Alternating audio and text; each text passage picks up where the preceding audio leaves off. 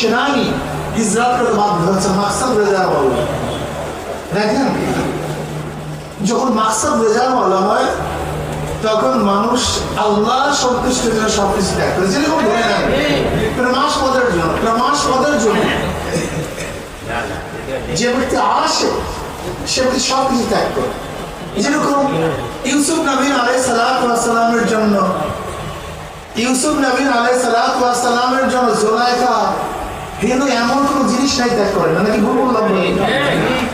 আবার লায়লার জন্য মজনু এমন কোন জিনিস নাই ত্যাগ করেনি, কারণ তার মাকসাদ তো ওইটা আমাকে যে কোনো মূল্যে ই করতে হবে, তাকে সন্তুষ্ট করতে হবে।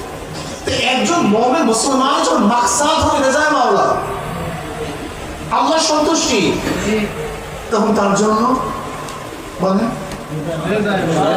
সবকিছু